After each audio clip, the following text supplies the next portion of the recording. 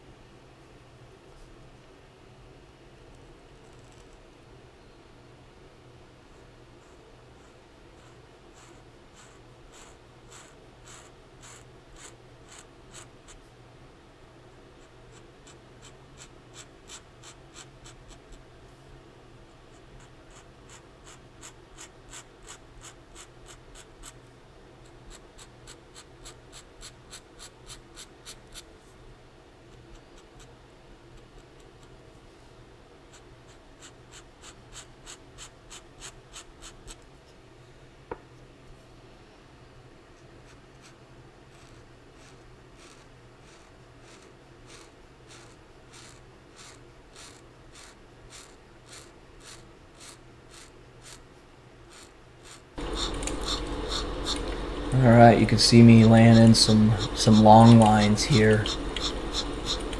The goal of all of this is to create sort of a frame on her. So she's our main subject. And so while we might have all these little details of the rocks, essentially what it's doing, if I do it right, is pushing your attention to her. And so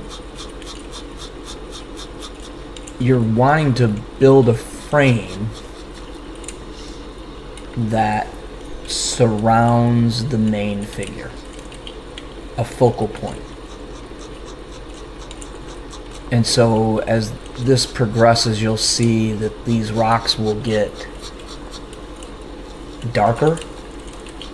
A, because they're in the foreground, but B, because I want to try and push your eye to the focal point, or her, with the dark blacks of the rock.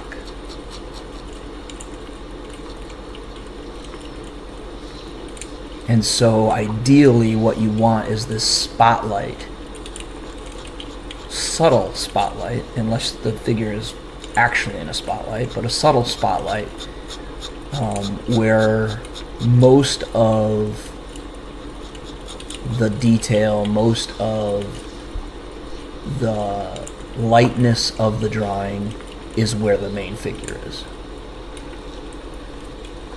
And so we're working up to that point and it seems very painstaking and long. I mean, I'm having a great time doing it. Obviously, I wouldn't keep doing it but this way, but it there's a process and there's an end goal in mind here.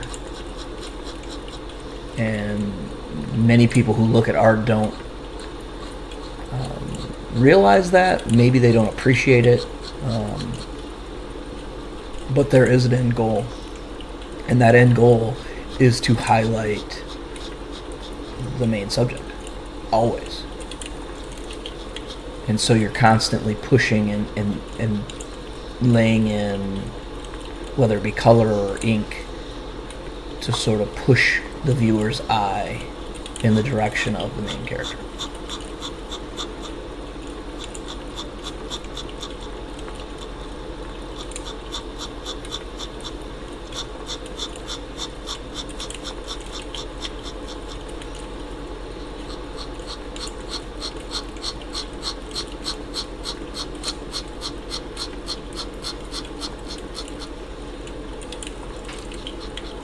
And while we're using black ink here, the lines are actually creating a grayscale on the drawing. And so you'll see me go back later and darken a lot of things in, but this base gray of the rock is kind of setting the tone for where light and shadow is on it, and starting to set that frame. And then the trees and the other figure in the drawing will complete that frame along with the rock.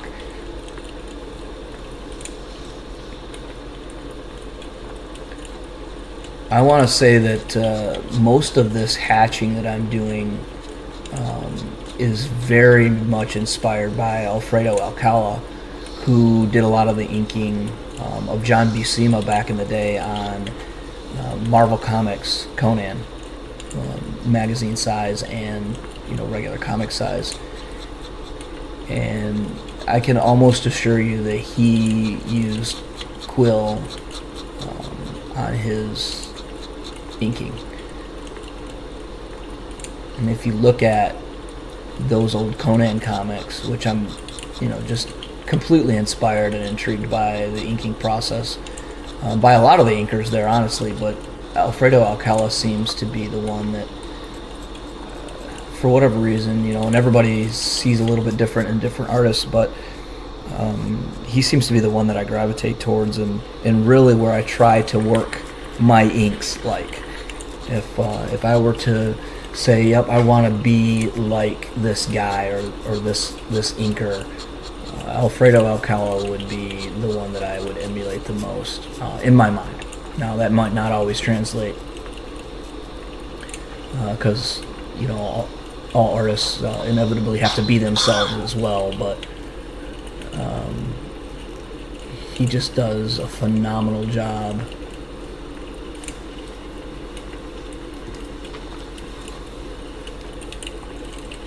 of inking, and especially on the boulders and rocks, and framing, all that. Alright, I've switched to a Tombow. Actually, I think this is a Pentel brush pen, and this is a preloaded brush with ink. And again, just adding in more ink, more contrast, defining.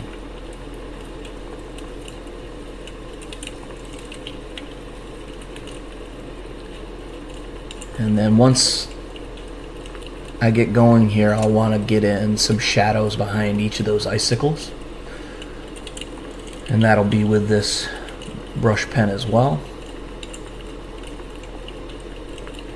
And then just generally darkening and putting black throughout this. Again, we're trying to create this frame, and subtly we're building up, building to create this frame around our subject, who has yet to appear in ink, although you'll see that if you stay tuned. So here's the icicle shadows that I'm adding in. And you can see my hand is raised up because it's inevitable I'm going to stick my hand in wet ink. The ink dries pretty quick, but if I don't keep my hand sort of poised up above, I will inevitably stick my hand in black ink and smear it, and then I will have to do something to correct it. So these I'm working on now, just more shadows, but there's also, think of this thing as three-dimensional, and so she's standing out on this three-dimensional outcropping, and if there's icicles on this side of the outcropping, then there's icicles on the other side, and so that's what I'm sort of showing with a few of those dark spots that are dangling down. That's those icicles on the far side that have formed. And then back to more shadow.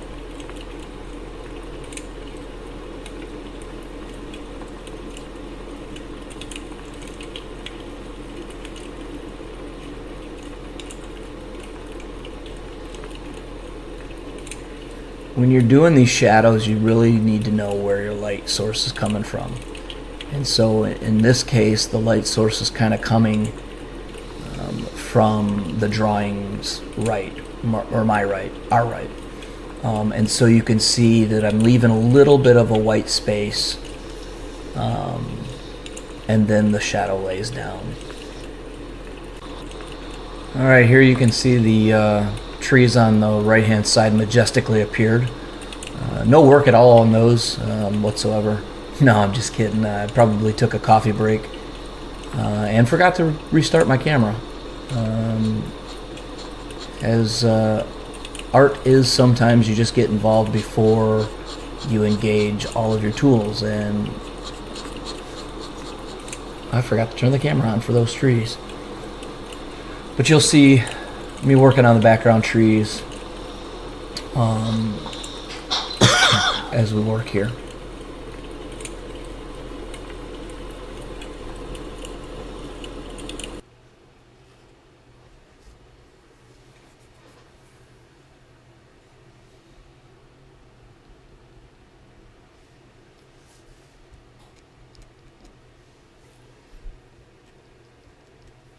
Here I'm working in on the footprints and in the snow, and so, you know, I've walked through the snow, and so I've observed how that looks, and so you have a deep depression, which is the dark, and then you have sort of the fluff that is both at the front of the foot track, where it sort of pushes the snow up, and in this case towards the viewer or towards the right, and then you have the trail as you lift your foot up and go to the next step.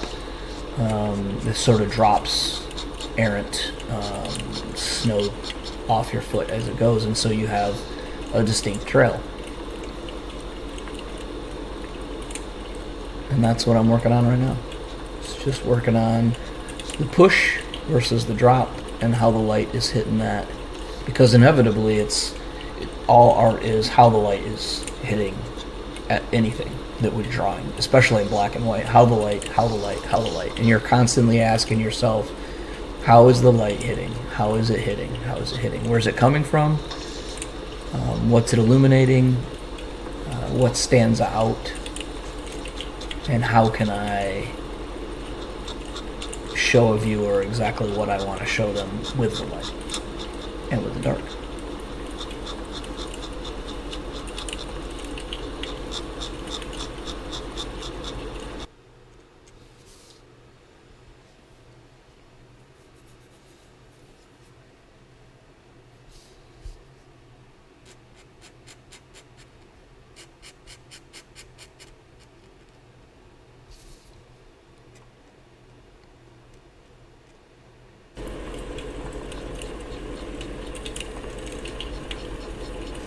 So in pieces like this, you really want to try and work in a foreground, a middle ground, and a background. And then in larger pieces, you might want to work in a couple other varieties there too, the forward mid and mid back and so on and so forth. So you've got, in the foreground, you've got her and you've got the rock outcropping.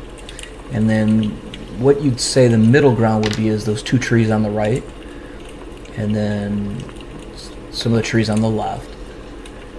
And then you've got your background, which is even further back and less defined, in that you've got your other row of pine trees and the mountaintops. And so you're just trying to build this scene from front to back. And with inking, it's especially important to build it from front to back. With painting, you want to build it from back to front. So you almost have to switch the way you do things when you go from inking to painting and vice versa. At least that's the way I learned it. And being completely self-taught, maybe that's not the absolute correct way to do it, but it seems to work for me.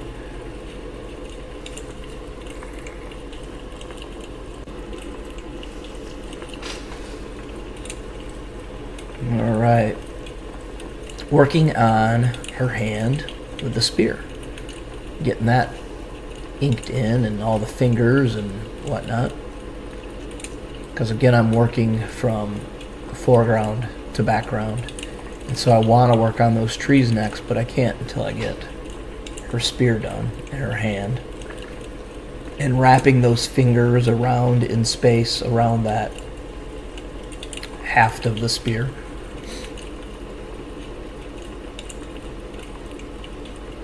It's got to be done just right.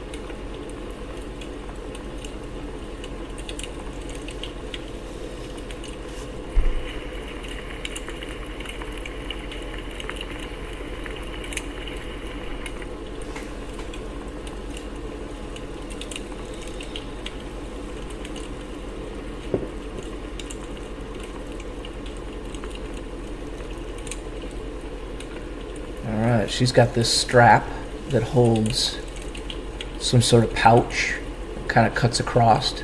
You're going to see that that curves around the contours of her body, and work that in along with the dagger she's got.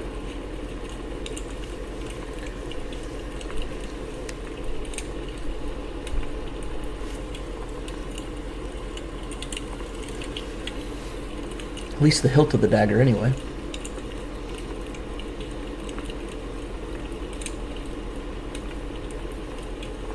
Redefining her shape with these dark lines around the outside, and then some hatching to bring the gray part around, and then also defining where the material is seamed together over her chest. Just taking in every little aspect of how I want to arrange and how I want to show each piece, and then where the shadow is, where the light is.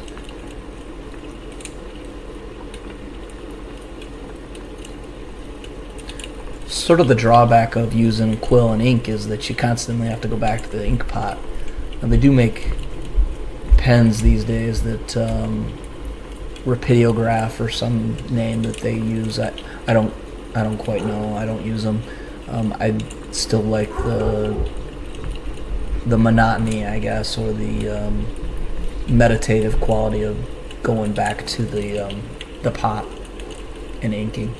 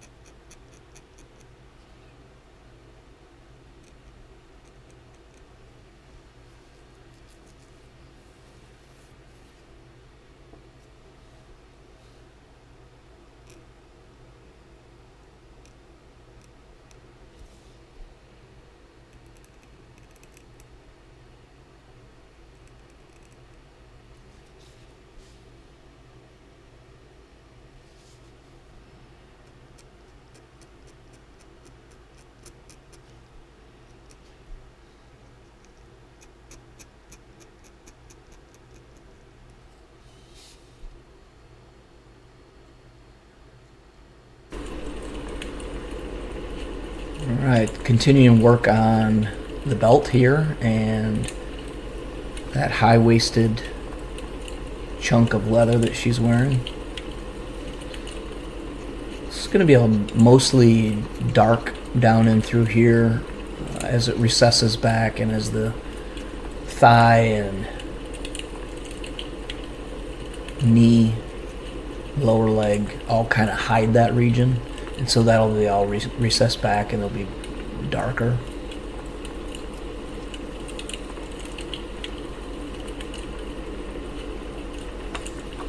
I'm just working in the folds of her trousers or pants and making sure they're still following her form all the way through and following the curve and the perspective. And that's why they call it an art form, because it's kind of an art to know and to be able to place those lines in a manner in which they are going to tell the viewer exactly what you want them to know. How the leg is moving, how the pants are creasing, and how the light is hitting it all.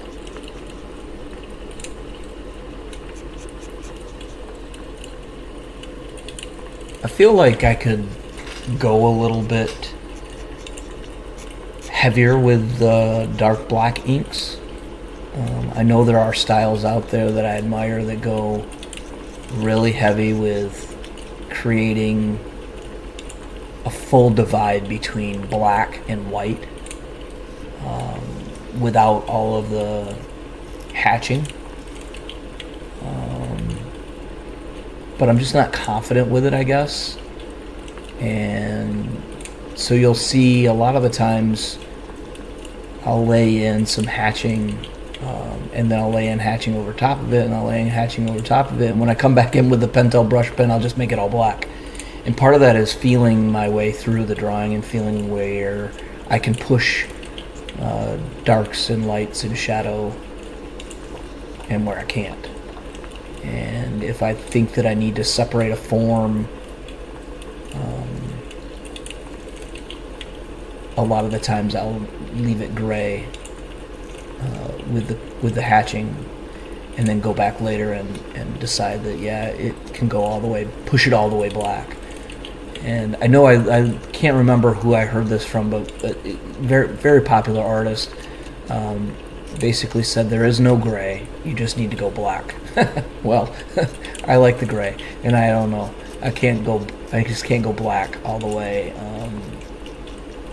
with the ink right away. It just it feels foreign to me. It feels like I've got to build the shape first, and maybe it's because I haven't learned that technique yet, but I'll continue hatching and laying in grays, and then eventually covering them all up with black.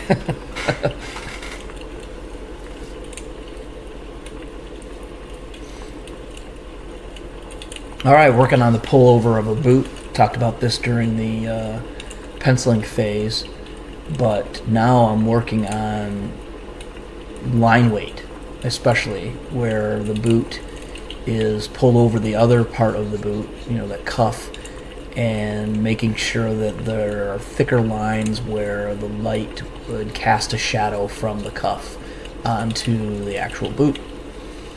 And then also defining the shape of that cuff with hatching.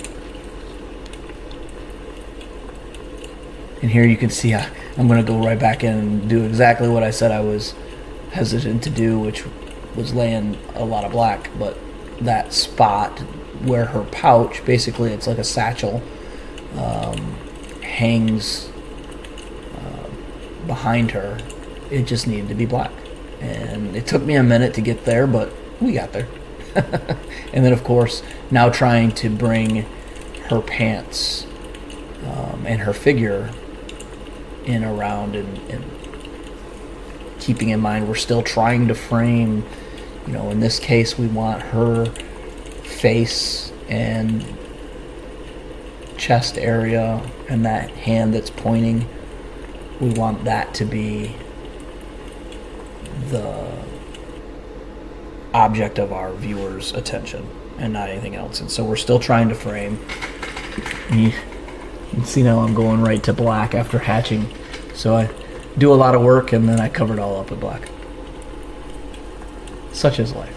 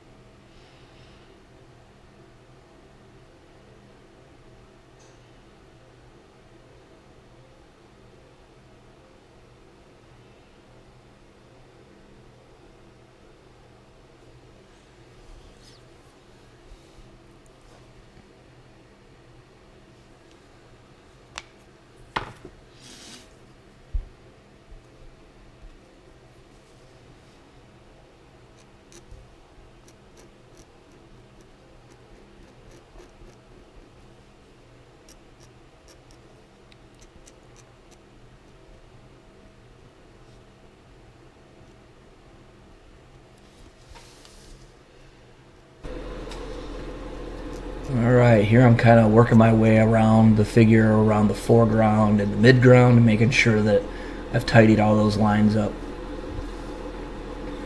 And I feel like I'm getting warmed up to start laying in confident lines around her face.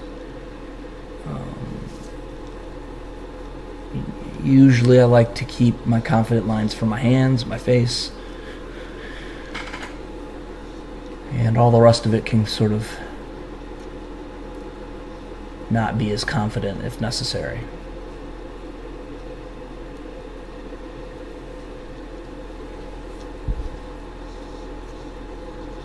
You get sort of into a flow and into a rhythm as you ink, and even as you draw, and sometimes it just comes out exactly how you want it, and sometimes you have to fight with it.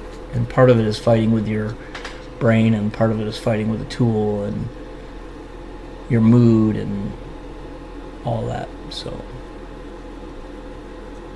I am working up my confidence into working on her face, because I'm getting closer to her face, right? And so I know that eventually my confidence level has got to improve to the point where I just do it. And so I'm working on that fur around her collar, which is going to frame her out. And now I'm going to get in here, feeling super confident about it, and ink her face.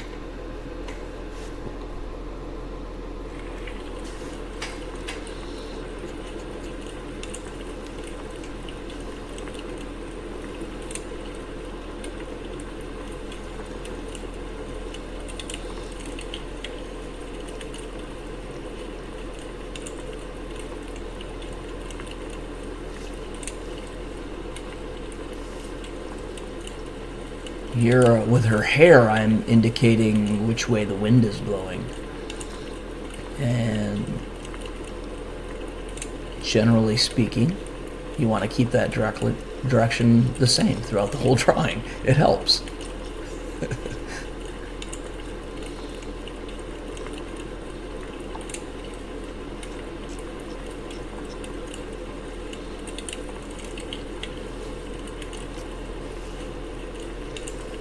Hair can be difficult, that's for sure. Both in life and in art. Hence the saying, bad hair day. Although in fantasy it almost seems like everybody has a bad hair day all the time.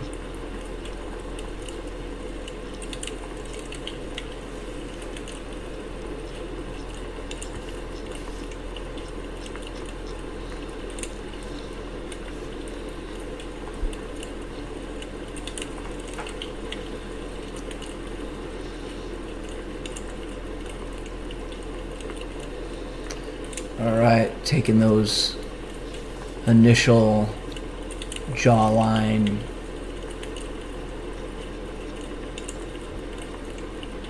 and putting those inks down along that jawline and the shadow of her neck. We're getting closer. The confidence is building. One smooth stroke along that outside cheek.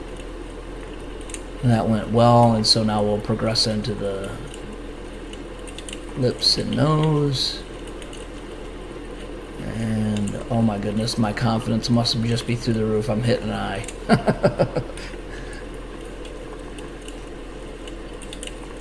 And if it comes out good, it's awesome. And if it doesn't, we start over. Nah, I'm just kidding. There are techniques to correct it, but never like to utilize those if I don't have to. So all of these are going to be pretty precise lines.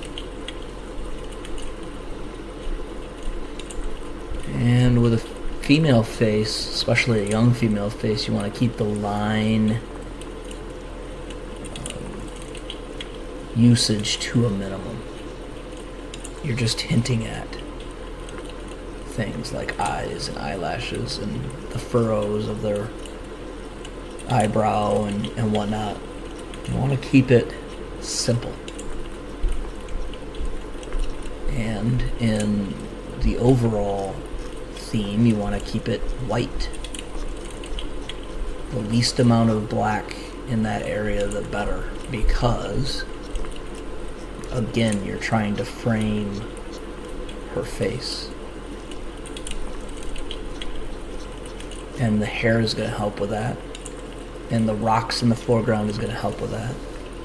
And believe it or not, the blank, empty sky is going to help with that. I just watched a video a few days ago, and they recommended this book that I ended up picking up. It's an inking book. I'll put the link down in the description, but for those of you that are interested, it talks about when you're using framing and in art, especially with inking, you want to go white, black, white, white, gray, black, white. So your blacks and your whites are always next to each other. And that helps to draw the viewer's attention to that white. For whatever reason in our brains, we're taught that the focal point of any kind of drawing is white. And so the more white your focal point can be, in a lot of cases, I suppose not every time, the more effective you will be at making your focal point.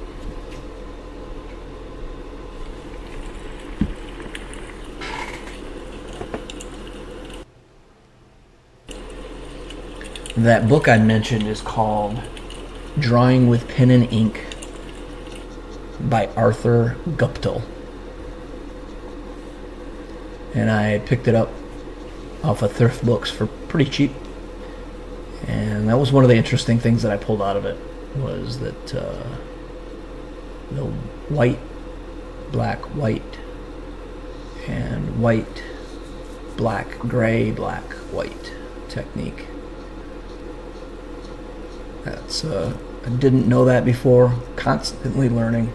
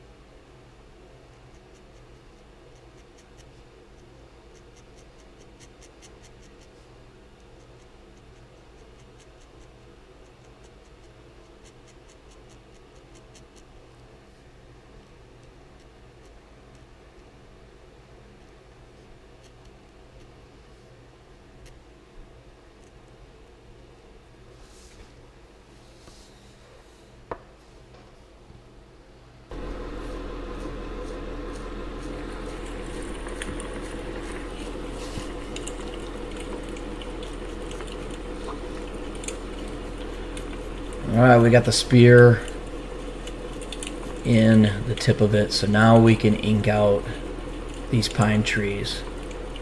And this is quite fun, actually. Just knowing that you've got to leave some white areas exposed so that it's not just one big ink blob, and that you define each branch, whether it's in the foreground and reaching towards us, or if it's behind and in shadow. Is it got some snow on it? Or is it, has it reached that point where the snow has gotten so heavy upon the branch that it's actually fallen off? And so, depending on the shape of the line, determines whether it's coming towards us or going away from us, whether it's in shadow or it's in the light.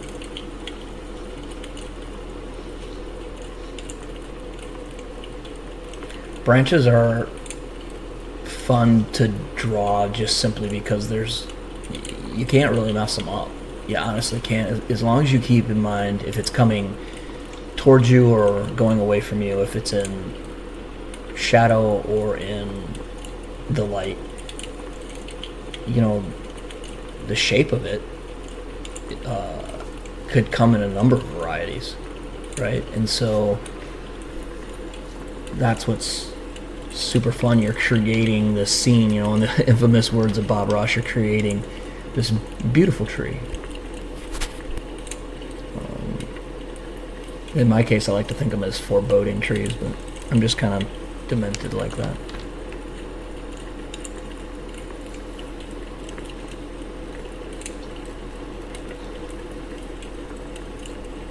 And so some branches are going to be longer, some are going to be shorter.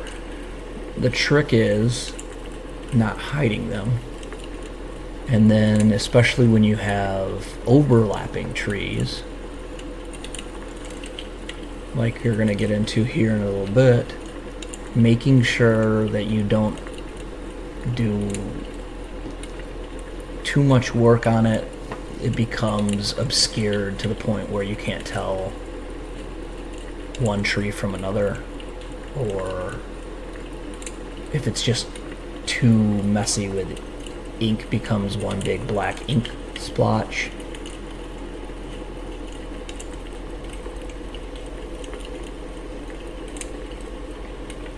Really helps if you get out and look at what you're going to be drawn to.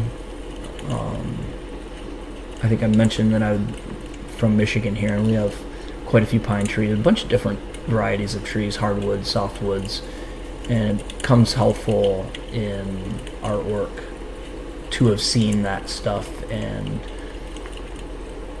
I constantly am looking at trees and weeds and flowers and leaves and animals and everything, just because eventually I'm going to have to draw on that experience. So be an observer if you want to be an artist. Is don't be creepy and stare at people, but stare at people. See how their body looks when it's in one position or another.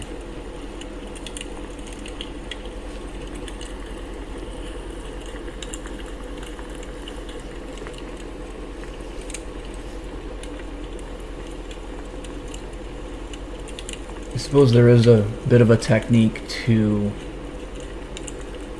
making those pine needles look like pine needles, but I just kind of wing it and go with what feels natural and what in my brain is going to look like a tree branch.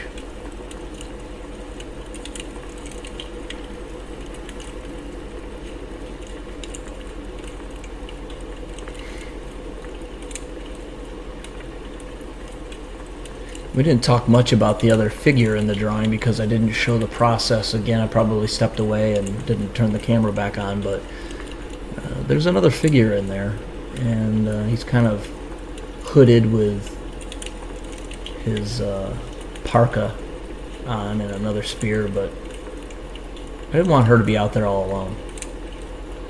It's a scary world out there. Whatever she's tracking has got some Mongo footprints.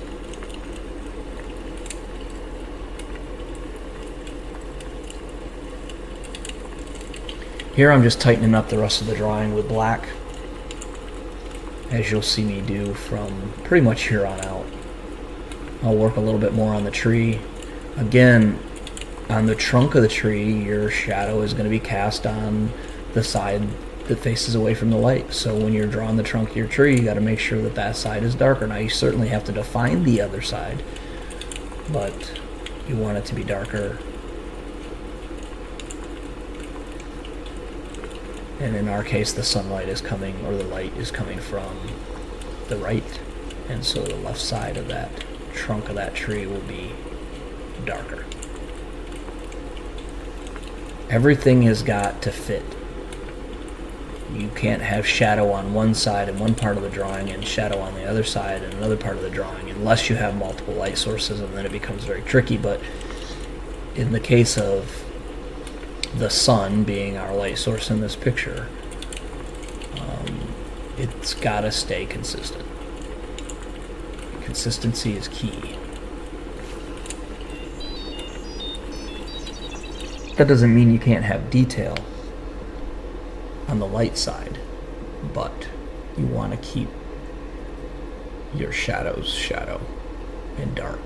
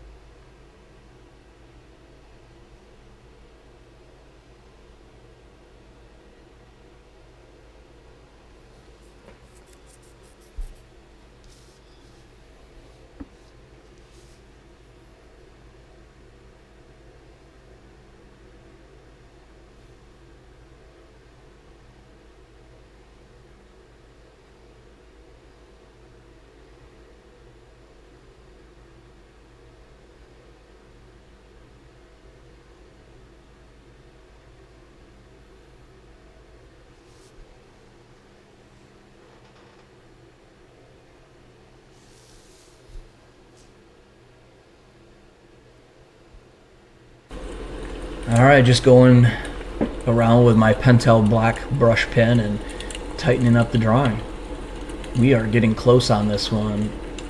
I just want to say thanks for sticking around, and hopefully you guys got something out of this as I talked my way through the process and talked about light and shadow and line weight and all that. I want to say thanks again to Black Oath Games and Alex, along with all of my publisher friends that continue to have confidence in my abilities and utilize me for their projects. I know it's not always cheap, because artwork isn't, and you can see now by how long this has taken me and how much effort I put into these things that it really is a heart and soul kind of thing. And so when you commission me, you can know for sure that I'm going to put everything into it and I don't leave anything out. Very detail oriented, but I appreciate those who like and subscribe and follow along with this journey we call life in my art process, and hopefully you're learning. And if you have any questions or comments, be sure to put those down below where they belong, and I'll be sure to answer them.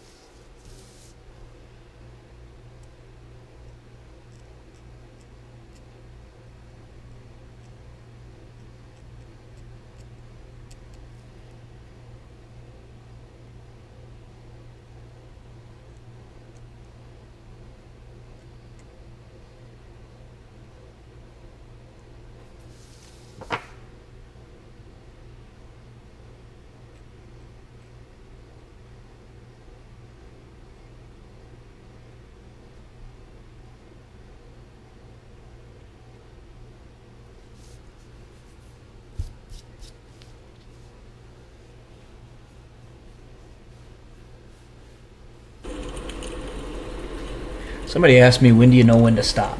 It's more of a gut feeling. When you know when to stop. When all the lines are right. When the blacks are black and the shadows are right, and you feel like if you kept going, you'd just mess it up. And, you know, like I said, it's kind of a gut feeling. Could certainly continue to add lines to this drawing, and but it's complete. So thanks again for checking this out. I appreciate it. Like and subscribe. Share it with your friends. Have a good day.